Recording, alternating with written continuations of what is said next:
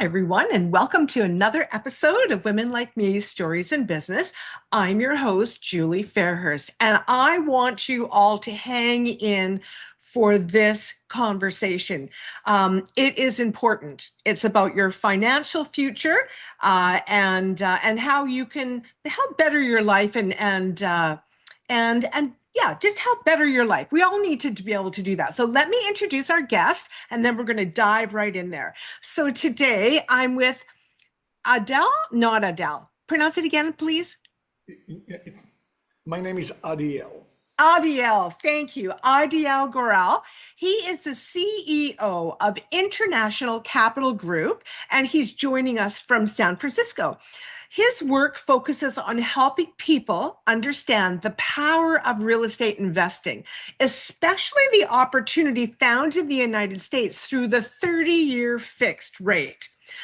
He has spent decades helping investors take that first bold step into single family homes, investing with a message that is less about theory and more about building a stronger financial future for yourself and for your family.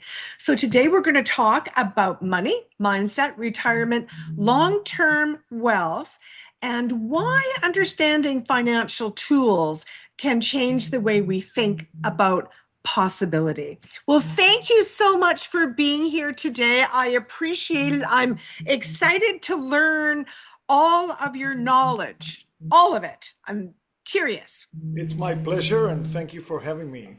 Oh, you're welcome.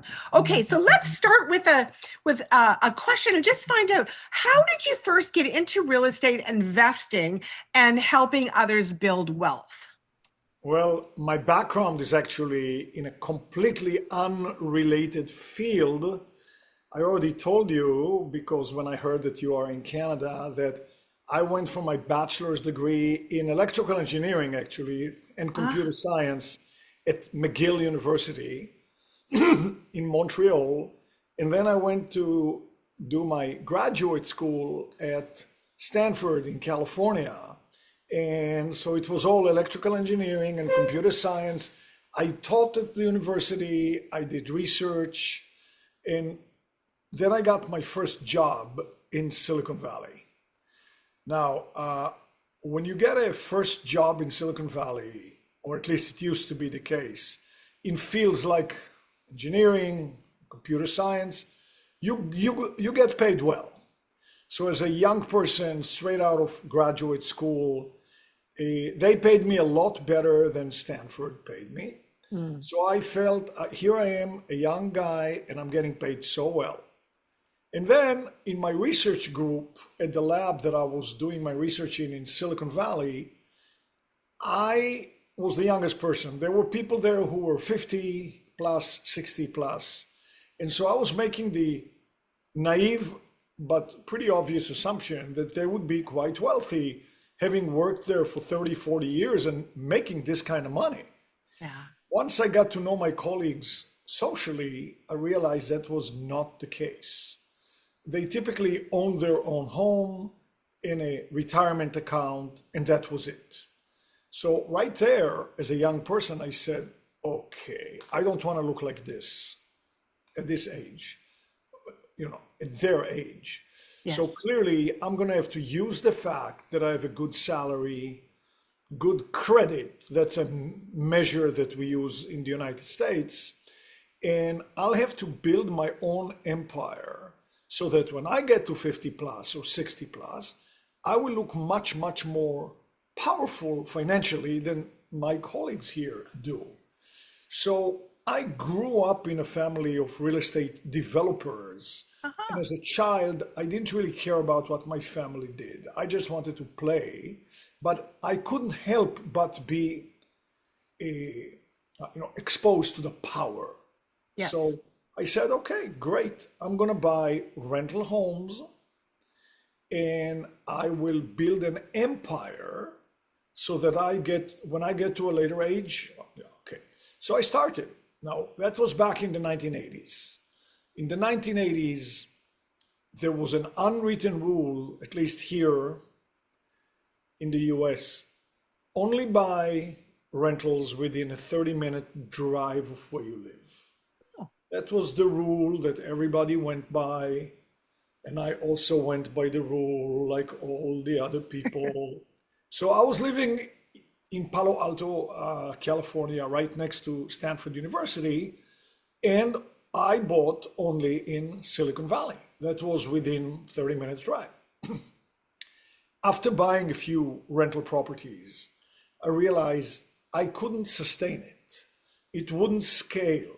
I couldn't build an empire because even back in the 1980s, even though all the numbers were much less than they are now, Yeah. the ratios were not good. Even back then, the rents were way too low relative to the price of the house. So I said, either I stop or I don't follow the 30-minute drive rule and I go to a place that works.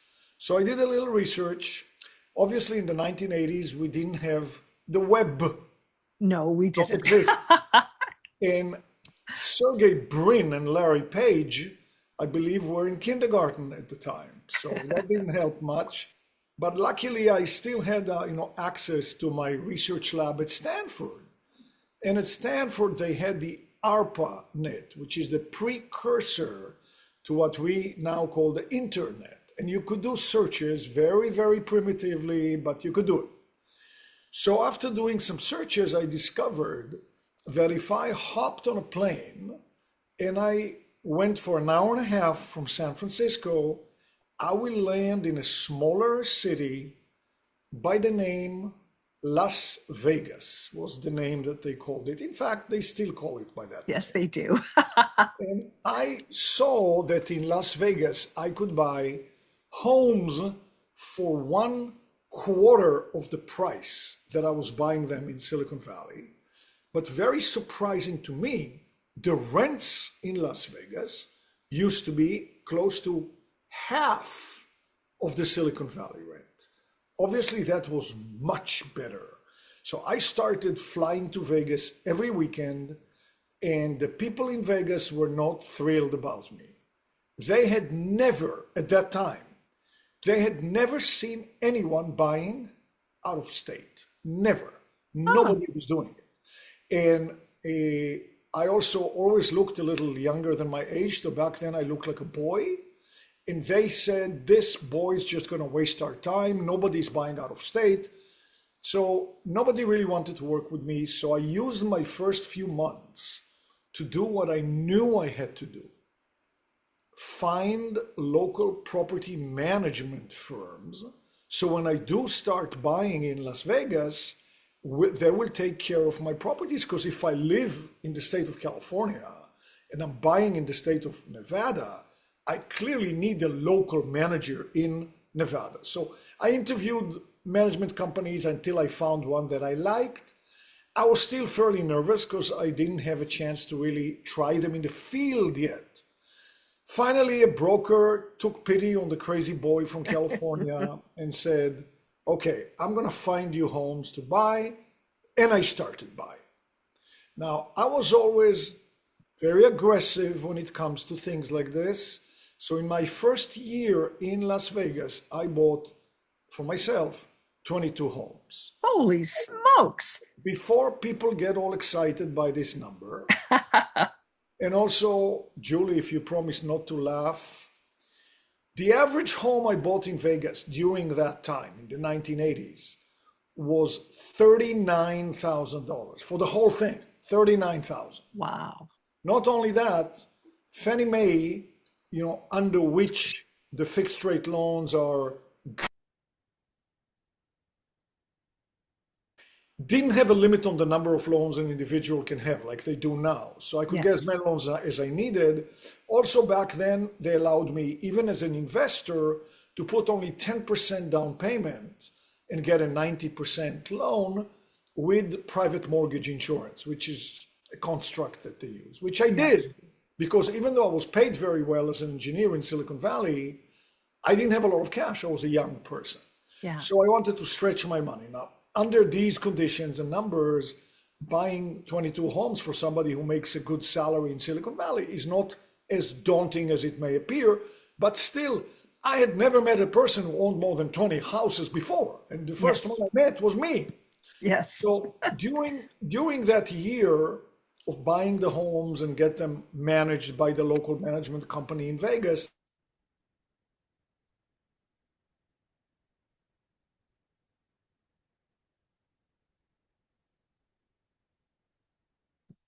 state, you're crazy, this is going to fail. But after a year, when they saw me with my 22 homes in Vegas, plus the few homes I had in Silicon Valley, the logic of the engineers kicked into gear and they said, we see what you're doing. We want to do it too. And I said, Ah, you should, because I can tell you, I had told them, even if I stop doing anything now, any investment ever, I don't invest in anything anymore, ever.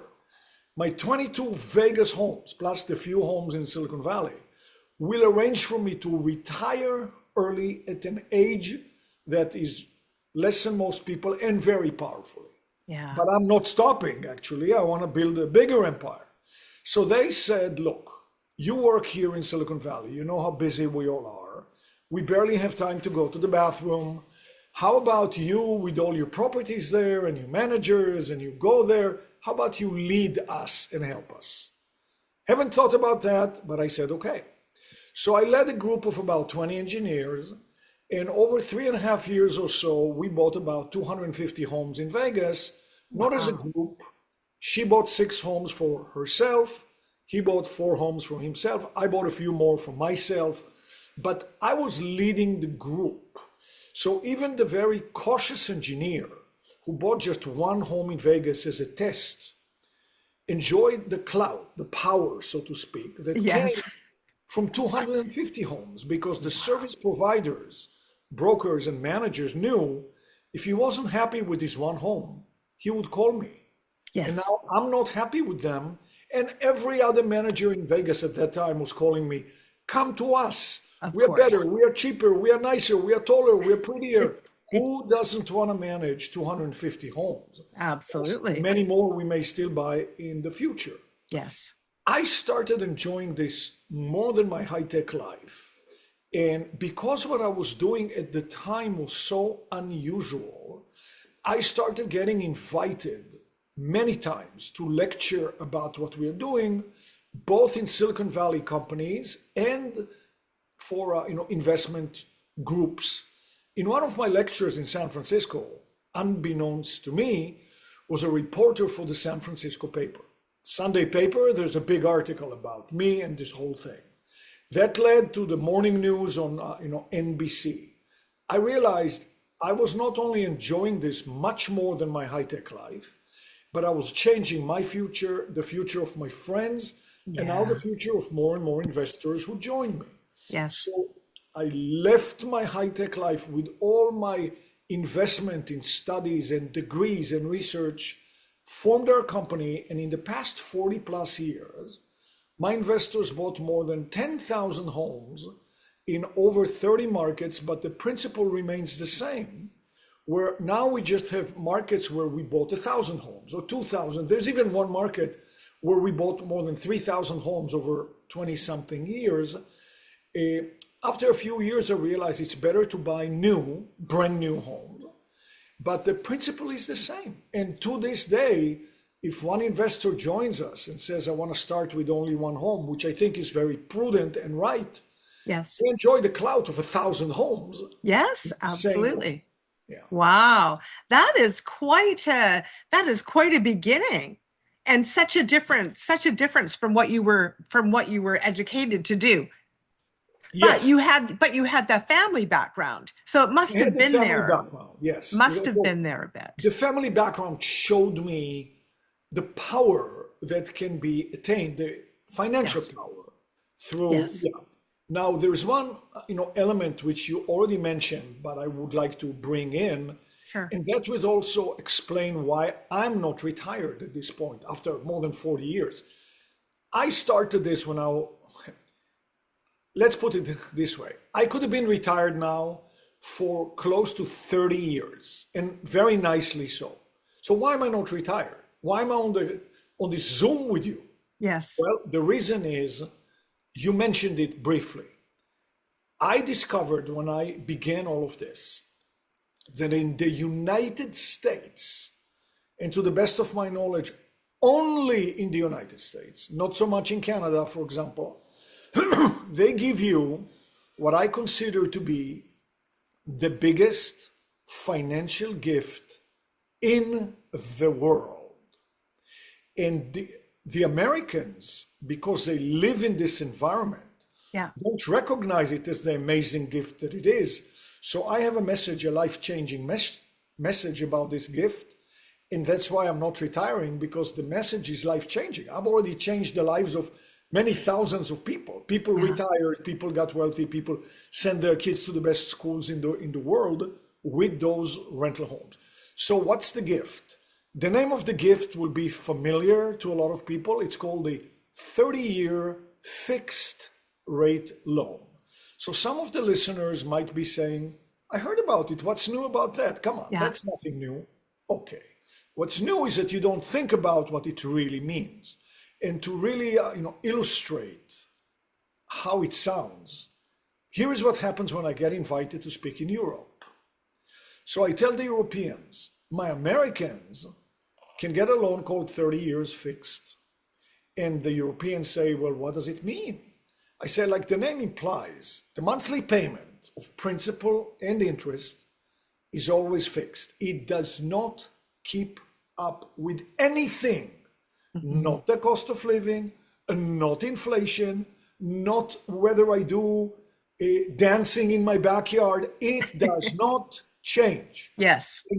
In addition to that, the mortgage balance, or how much I owe on my loan, which actually goes down every month as I make payments, also doesn't keep up with inflation.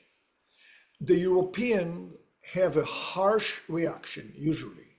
They say things like, we're sorry, sir, you clearly don't know what you're talking about. I can't believe I drove 100 kilometers to hear you speak. This is complete nonsense, and we're going to prove it to you with logic. They say, do you have inflation in the US?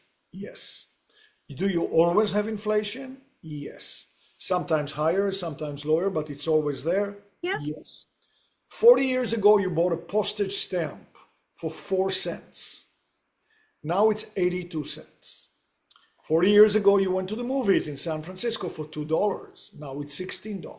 Yes. If you go to a Whole Foods today and you buy a beautiful organic avocado, it's going to cost $3. You know, we know, everyone knows, in 10 years, that same avocado will probably cost $6. Yes. Inflation. Yes. So you want to tell us that in an environment where the cost of, avocados and tomatoes and shoes and shirts and rents and homes and glasses and everything constantly goes up with inflation, because inflation weakens the buying power of the US dollar, making you need more and more to buy the same goods, somebody will be insane enough and literally crazy, they need to be put in a straitjacket, to give you a loan that's going to be the only thing in the US economy not to rise with inflation while everything else constantly does. If that were true, and it can't be true because it's insane, that would be the biggest financial gift in the world, because inflation would become your very best friend, your BFF. Yeah. It would constantly, erode the real value of that fixed loan, building you wealth. And you're not going to have to wait for 30 years. Between 10 to 14 years, your loan's going to look so tiny. You will have built all kinds of equity. You will have built wealth. It is too good to be true. Therefore, it's not possible. Therefore, you don't know what you're talking about. We rest our case. That's a very powerful argument. Wow. So I ask them, I see you have all these fancy phones. How about you do a search? They say, oh my God, you really have this insanity in the United States. The next question is always the same. If the Americans can get this unbelievable wealth building gift, why don't the Americans run out every day to get as many of those gifts as possible? My answer is always the same. I don't know, but I sure did. Yes. And Yeah, I'm you not can't speak for everybody. and I'm not retired because that message, there's only one American that I've been in touch with who thought about it thoroughly before I explained it. Once I explain it, it's obvious. Yeah. One American, his name is Warren Buffett. I He and love I Warren were Buffett. he and I were in touch in 2012. He wanted to buy a certain number of homes for his company, and he already knew about it. In fact, there's an article in Entrepreneur magazine about my interaction with him and talking about the 30-year fixed rate loan.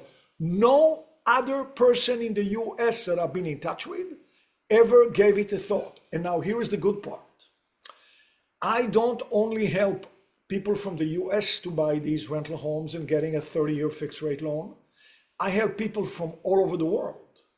So when you are a foreigner, and even Canada, I mean, it's so close by, but you're still Yes. not a US person, Yes. you can get the 30-year fixed rate loan as a foreign investor as well.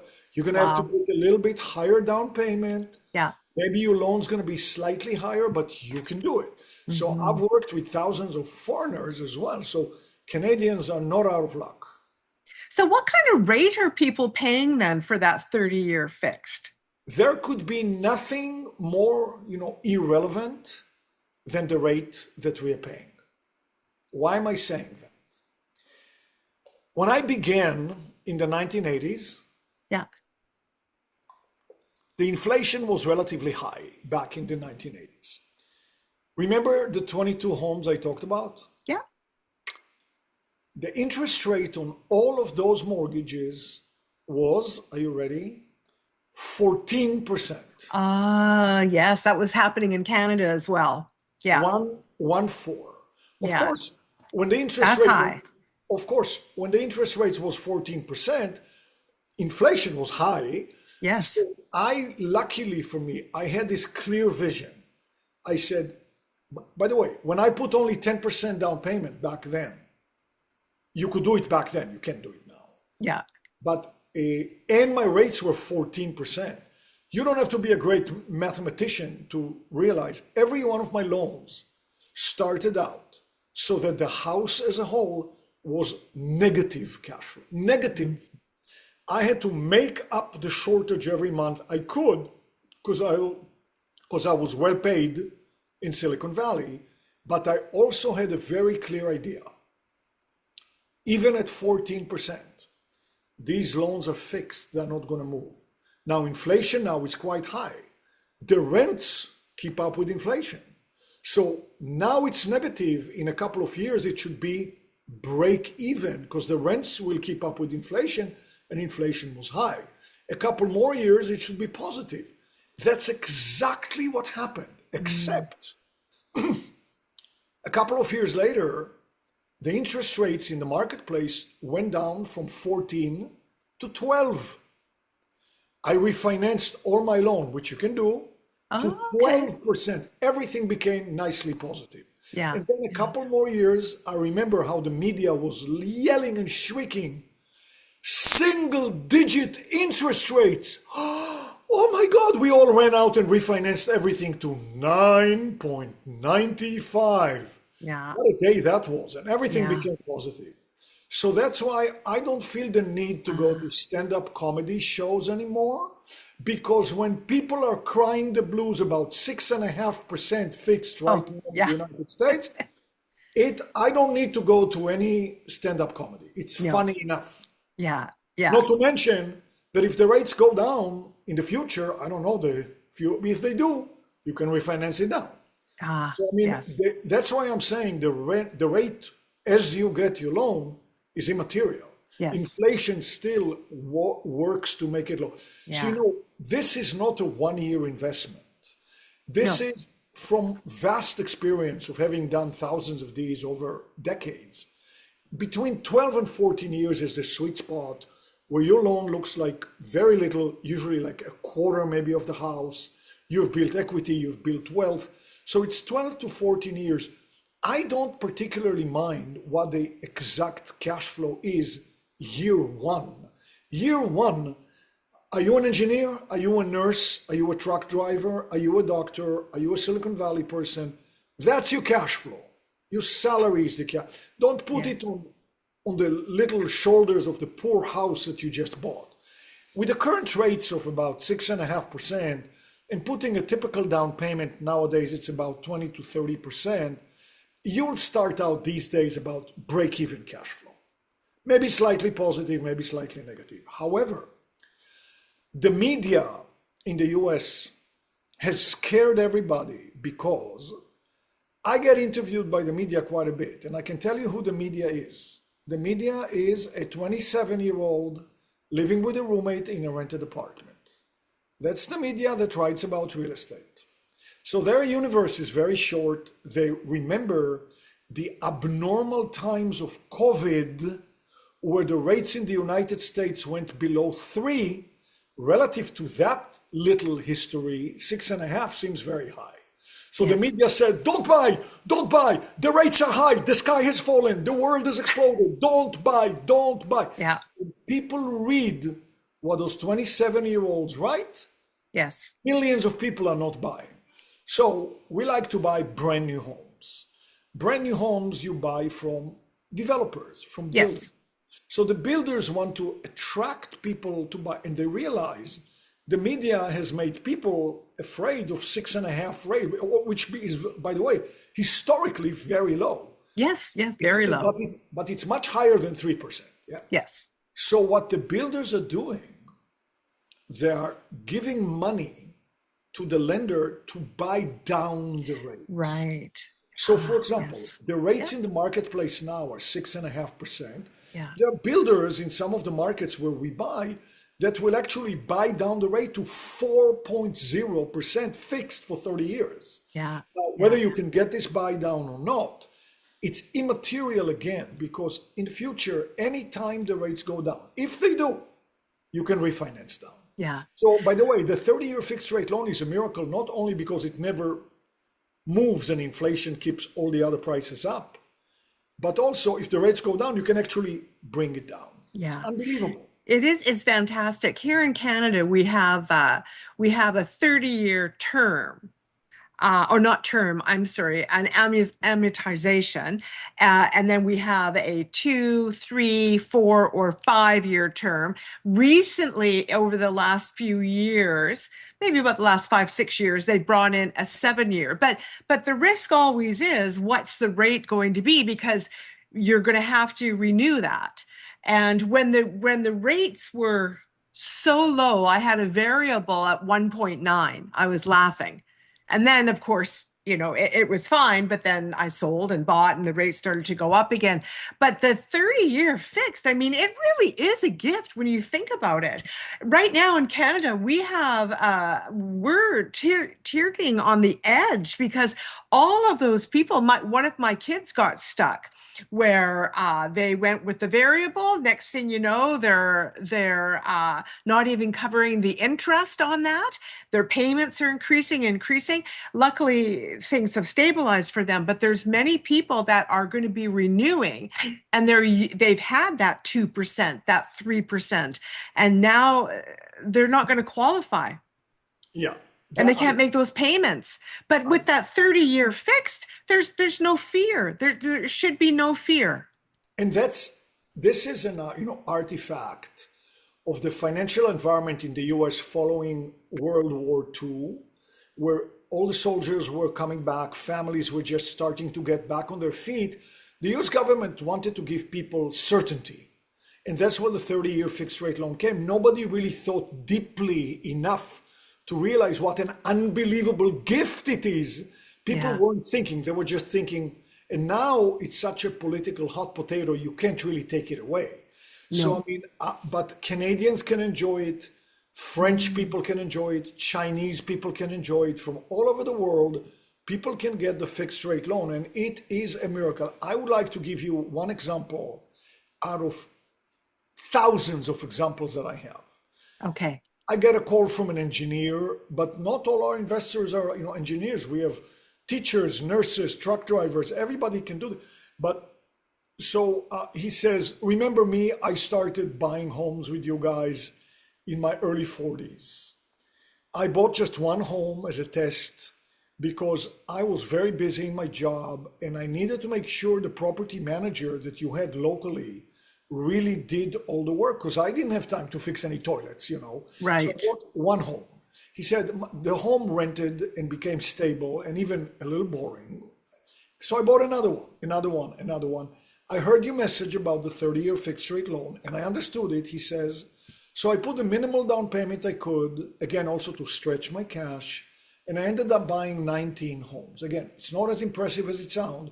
At the time he was doing it in his early 40s, he was buying a brand new homes for 150,000 US dollars each, putting, Wow. putting a relatively low down payment. That's very doable for an engineer. He said, last year I turned 55. I looked at my 19 homes and all of them had 17 years left on the loans. But even so, even though when I had bought them, I put a small down payment and had a large mortgage, after 13 years, all my mortgages were roughly one quarter of the value of the home. I Yeah. was very happy because over 19 homes, I had millions of dollars in equity. Yeah. But I took it one step further, he says. I took 4 of my 19 homes and I sold them. I didn't do anything sophisticated, such as a tax deferred exchange, nothing.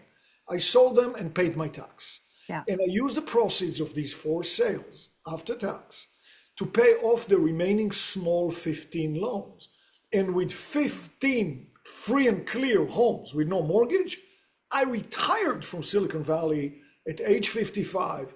Thank you, thank you, thank you. And then he proceeds with a sentence that everyone says in the future. I should have bought more. Yeah. Yeah. That's what it looks like. Yes. Yes. By the way, I don't Yeah. want to scare people. No, You of don't need to course. buy 22. You don't need to buy 19. Yes. There is a Yes. lady I know who is retired in a foreign country. She bought 3 homes. These Yeah. 3 homes that now don't have a mortgage, obviously, are absolutely the cornerstone of her Yeah. retirement. I Yeah. have families who bought just one rental homes and it brings extra money every month, Yes. changing their lives. By the way, Yes. I was invited to do a TED talk about it, a TEDx Ah, talk, and you can find it on YouTube. Just put my full name, Adiel Gorel and TEDx. You'll find it right away. yeah. And in 11 and a half minutes, I explained the whole thing. Wow. Wow.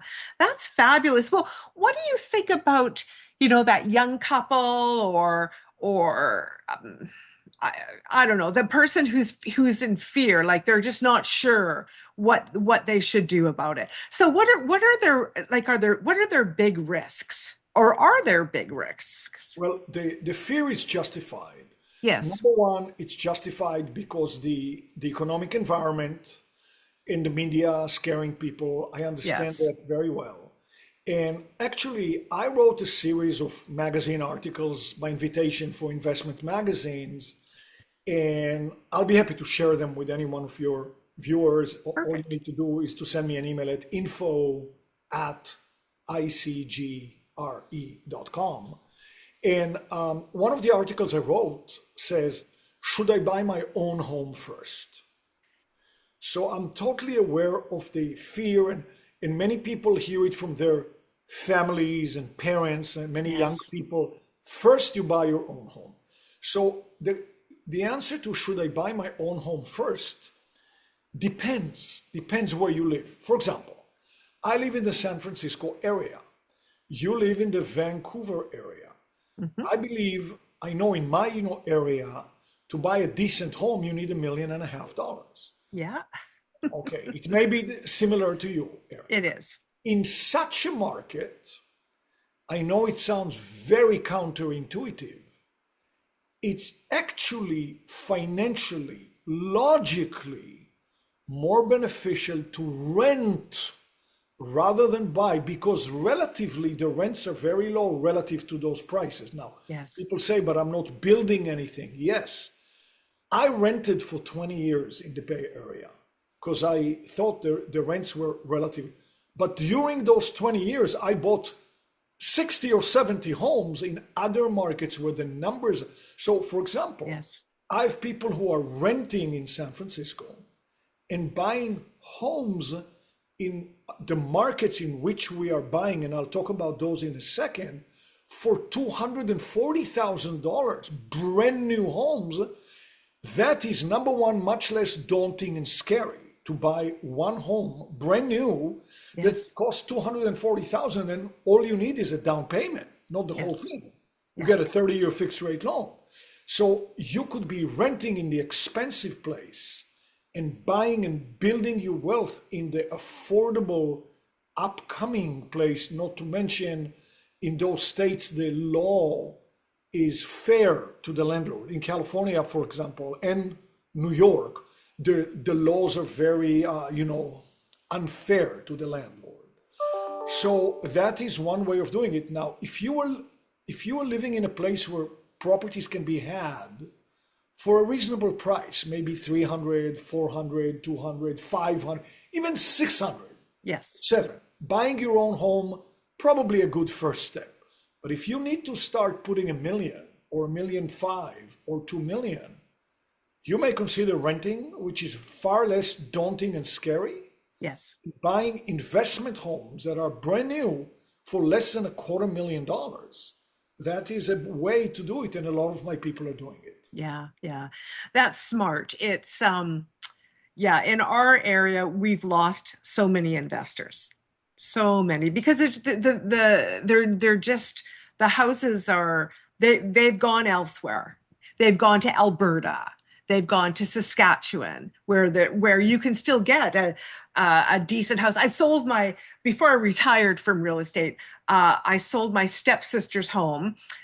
They paid 247,000. We sold it for 875.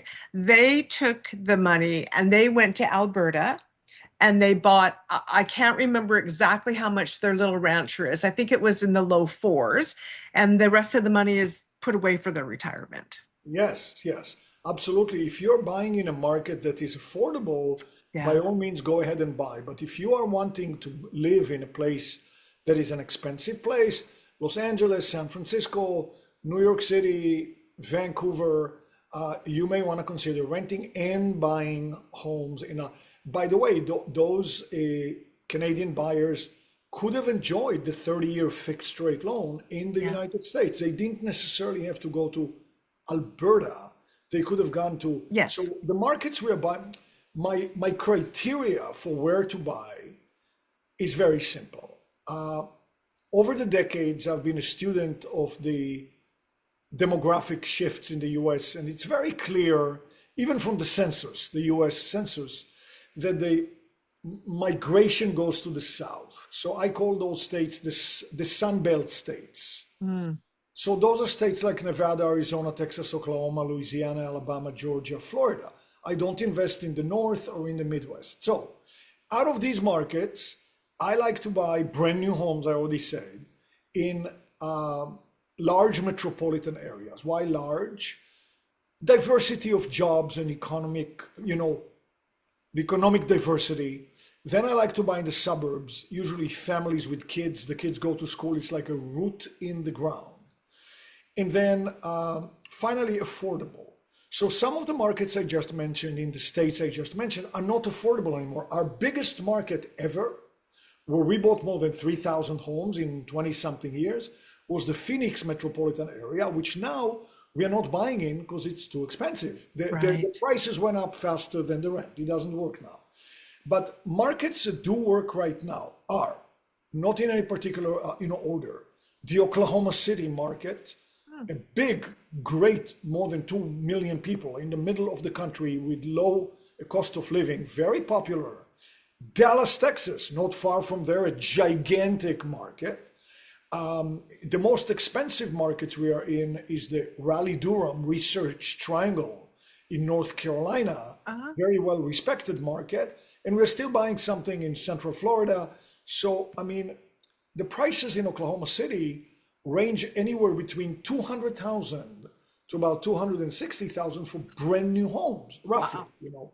And then in Dallas, maybe from 240 to 300. In Raleigh-Durham, the most expensive one, from the high 200s to the mid 300s. And Yeah. so those are great places to buy. Of course, we bought thousands of homes in all of these places. Yeah. We would be happy to hold your hand. I personally, Yeah. choosing not to retire, I had to find balance in my life. Yes. So I make music. There's a studio in there somewhere, and you can actually find my music on all the platforms. Just put my name Okay. on Spotify, Apple Music, YouTube, Amazon Video, whatever. You'll find my music, and I perform live on stage with live bands. It's really fun. Then I That. also have a health and wellness rather, a podcast where I interview some of the greatest minds in the world about health and wellness. And I also dedicate more than half my time to meet with investors. So if your viewers want Yes. to talk to me one-on-one, all you need to do is send Yes. us an email. Yeah. Again, it's info@ICG. We'll make sure that all your contact information is in the show notes so people can easily find you. So we'll make But sure that that's there. some people are, auditory. So it's Yes, yes, they are. That's true. info at Yeah. icgre.com, and my staff will be in touch with you, and I'll talk to you one-on-one. I'll guide you, we'll hold you by the hand, connect you to our teams. Of course, if people want to come and visit and see, I love when people do that, but we try to make it simple. In my TED Talk, I actually say the steps are the following.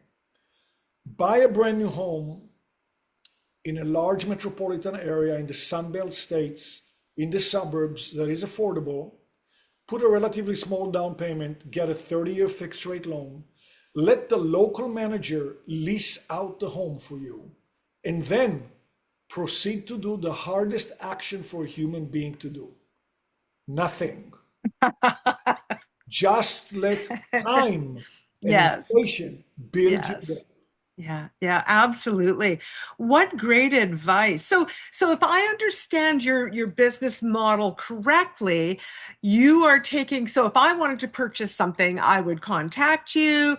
You would actually, and your team would help me find the home and help me walk me through the financing and that the whole part of it. Because of course, for myself being Canadian, I don't know the rules, I don't know the laws, I don't know the contracts in the US. So I would be blind. So you're Yeah, holding. we work, out of the 10,000 plus homes that our Yeah. investors bought, easily 2,500 were bought by foreign people to the US. Yes. And Yes. Canadians are actually easier than others because there's a lot of similarity. Yeah. I'll make it even better sounding. People ask, so what is it going to cost me? What's it? Well, I've been on a mission to simplify this. People love to complicate. I'm trying to simplify. So we used to charge every investor for my involvement, my company looking, over the local managers, and we still fight on your behalf, and we use our clout. We used to charge for all of that. But 20 years ago, I said, you know what? Let's not charge anything. Make it simple. So how am I gonna sustain the company without subsidizing it from my own money? That's not a good business. Yes. So to do what we do, we need to be a licensed real estate broker in the state of California. Once we are a licensed broker, we can split the commissions that the local sellers pay the local teams that we work with in those markets. So that's what we do. We split the commissions with them. We don't charge the buyers anything. Yes. Well, the same in Canada. There's no, unless a realtor wants to, what they want that relationship. But yeah, I've always said, use a real estate agent. They're free, for goodness sakes. Right. Exactly. Yeah. So that's, yeah. I see that. Well, that makes it even easier for people. Yes, absolutely. And Yeah. I'll be happy to talk to people, Sure. connect them to the local team that I myself buy with, the local managers who manage my own properties, and they will. Yeah. And my advice is to start small. Sometimes I get a call from hot shots from Silicon Valley and say, I just sold the company. I want to buy 100 homes. I say, how about you buy one? Yeah. I recommend starting with one. Yeah. Because when you are saying, "Oh my God, I'm buying across the border in a place I don't know, I'm scared," buy one. See Mhm. how it runs, see how it rents. When it gets stable and it gets boring, if you buy number two, if you do, it's just a repetition of the same process. If you buy number four, downright boring already. Yeah, yeah, yeah, yeah. Well, what fabulous information. I appreciate it so much that you've been willing to do this and share your journey and your wisdom. And really what I found as I was listening to you speak is that you do take a lot of the fear away for people that might be of the unknown. I wish we had the 30-year in Canada, for goodness sakes. What are they doing? They Well, just no, it's crazy. it is crazy. The 30-year fixed rate loan doesn't exist in any other country, to the best of my knowledge, only in this crazy country called the US. Let's Yeah, make use of it. Let's make yeah, it. yeah. It's a wonderful idea because, as I say, for people that there's the risk of what's happening with the rates, you really don't have to worry. But that's what the average is 3 to 5 years is what the average terms that people will take here. And when the rates are a little high, they'll go with a 3-year term, hoping the 5-year comes down by the time it's time for them to renew again. But that's a constant renewal. My husband and I, our home is up for renewal in September, so we're crossing our fingers. But it's continuous, and because of that, we're starting to see a lot of trouble for people, which is really sad. Which is Yeah, really sad yeah. and not good for the economy. And actually, it's good for the banks. It makes them feel safe. But the Yes. banks in the US, it's unbelievable that they can give you a loan that will never keep up with inflation. It's just insane. But Yeah. as long as they do, grab Yeah. it. Yes, for sure. Absolutely. Well, I could just listen to you all day. You're just like, I appreciate it so much. And I think that this is going to be so helpful for so many people. So don't hesitate to reach out to everybody if you want to learn more, or just make the phone call or make the email and just find out a little bit more about this. I have a girlfriend and her husband who bought in, gosh, it's a long time now, maybe 12, 15 years. They bought brand new in Arizona and they love it. They love it. Yeah, they're not renting it out. They spending time back and forth, but they absolutely love it there. And actually, now that I think about it, I know someone else who has a home in Arizona as well, Canadian. So lots of cross-border shopping going on, not just with groceries. Well, thank you so much. Yeah, I just it's a great information and I appreciate it so much. So By the way, thank you. as Yes. a good reference, I think I wrote 7 books in total, Oh, yes, including the last, please. I forgot all including about your book. Please. including the last one I showed you about my travel worldwide Yes. as a young man with no money at all. But the Yes. book that could really help, I think, could be a good reference, is called Remote Control Retirement Riches. And Oh, great title. and it's on Amazon. It's the Okay. same title as a PBS special, a TV special I was invited to do that ran thousands of times all over the US. Wow. But this book Wonderful. could be useful. Remote Control Retirement Riches, written by me. Yeah. You can find it on Amazon. I think it would be a good reference. Yeah. Do you have that on a website as well or No, no, it's no? on Okay. Amazon. Yeah. It's on Amazon. Okay. I'll put the name of it in the show notes for people so that I'll throw the link in there so they can find it. It sounds like a great book to use as a reference for sure. Well, thank you so much, sir, for doing this. I appreciate it. And you, you have a very great story and a wealth of information, and I just appreciate that you're willing to share that with everyone, and hopefully you and the audience have been able to get some tips and maybe got past that fear of investing in real estate or even getting into your own home. But depending on where you are, don't.